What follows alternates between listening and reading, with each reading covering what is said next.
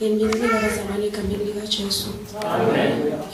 Ngumfana omusha ngiyakholwa and angamboni lokufana naNkulunkulu empilweni yami. Sekusikhathi lesidze ngikhona endlini yenkosi and ngicabanga ukuthi ilanga la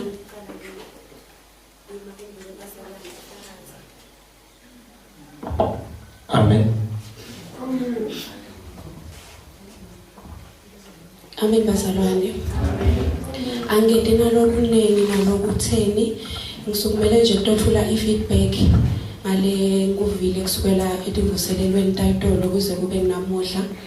Bazalwane ngisitakele kakhulu lokunye ngathi kube yi-revival ngokuthi ngibuke emuva lapho ngisuka khona ikakhulu nje kusakhuluma Pastor Ngamphalala akhuluma ngokuthi uyakhuluma uNkulunkulu. Angedi nje ukukhuluma longakanani ngifuna ukukhuluma nalabasha ngithi uyakhuluma uNkulunkulu uNkulunkulu futhi ukukhulumisa uthi ubukele athi yena shona le. Bazalwane mina ngingilokule ngikokona namuhla abantu abaningi bangatibuda mina ngikhulelela abandleni bazalwane. Child ministry nje bewala abandleni bengilabandleni bazalwane but ngikhona ngoba ngakuyeda labandleni. So bazalwane kuthi tena ngenda form 5 ngathi ngumfana lobeka phasi esikolweni. Kuthi tena ngenda form 5 bekumele ukuthi ngihambe ngiye eTaiwan. Kusesenjalo nga-apply kwenteka nje konke bazalwane. Lafika leave ngiyakhumbula ukuthi siseselapho sengathi ukuthi ngiyahamba bengize ngiplana impilo yami ukuthi yabona ngifika le yamva elibandla le. Ngayishiya ngoba make ungisa onzweni ngayishiya le mfolina. Ndawuqala ngento so. Mambuya la. Hawu cha vele shendaba ngilomunye umuntu. uNkulunkulu wakhuluma nempilo yami bazalwane benginganedelwa ebandleni. Wakhuluma wathi angeke uze uye lena ungakamukeli mina njengaNkulunkulu wakho. Kulelo phupholelo waveta babengwenya uvama ukufundisa ngebhabhatiso waveta babengwenya abeke ichathi lakhe lana.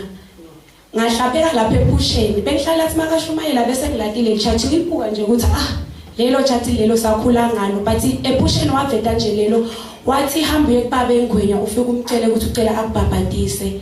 Ngabathi ngiyabuka ngiyahamba mina bengizokhona ekubhabhatisa. Ngahlala bazalwane info leyenteka kwathi nje sekunguJuly benginga-apply anyway ngoba bengathi uthi ngiyahamba.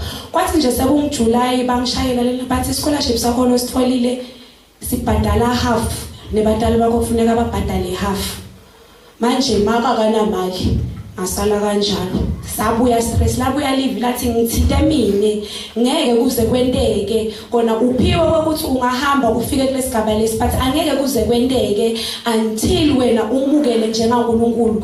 Lokho kwekuthi ngidakuncanza ngoba mangabe tokwendeka ukuthi uhambe uyelena utawukufa ungangadi mina njengaNkulunkulu. Bazalwane bathi nje uNkulunkulu ngathi ngisahamba ngapho ngatshela ngathi make ngicela uyongikhulumela nababengwenya ngibhashatiswa njengaleso sikhathi ngathi mangibhashatiswa Tifo nje tendeka malula ngevase ngibitiwe euniversity khona la kaNgwane ngangena esikolweni nalapho ngisaqhubeka nje uNkulunkulu ukukhumisile impilo yami angikhomba into letinenge ngikhuluma ukuthi mina bazalwane ngifundzile ngifike kulesigaba lengiso akuseho ukuthi ngoma ngihlakaniphile noma khona lokunjani uNkulunkulu uhlala ngicanza njalo wangitshela nje wangikhombisa labanye bazalwane wathi awucede esikolweni kuke kungenteki ukuthi umholo wakho ungayikhokhi imali nayo yonika nabaya bazalwane nabaya esengicedile isikolo bazalwane ngakhohlwa ngathi sengisephinda ngathi incane le mali ndawuqala nasengihola kakhulu bese sengiqala ngiyabanika lakhumbula leli live lathi wathi la ucedza wena udawukwela lokhu nami ngathi mangunika lokhu lenkunika kona ngakuniketela kokuthi wena ube lisito lapha ya nyalo wendani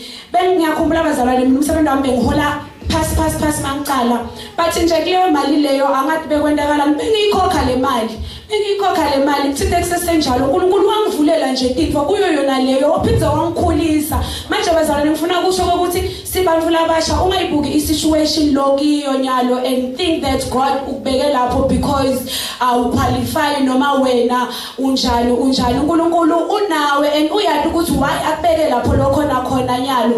If you keep on praying, if you keep on trusting God that utokuniketa lokhu lokufunako uNkulunkulu ngeke uNkulunkulu akuthathe akufundzise noma akwende ukuthi ube nemali bese sokwenda ukuthi le mali ibe yakho wedvana uyathi ukuthi wayabekela abandleni and wena ube la kule level lokiyo ukhonela ukuthi usitela abanye akusiko nje kwakho nje manje bazalwane uthi sakakhuluma babe ngcamphalala intolo ngeva ngithintseka ngathi hey uNkulunkulu uyakhuluma noma ngabe ungamadi uNkulunkulu uyakhuluma bazalwane ngashiya inkosi busisa amen.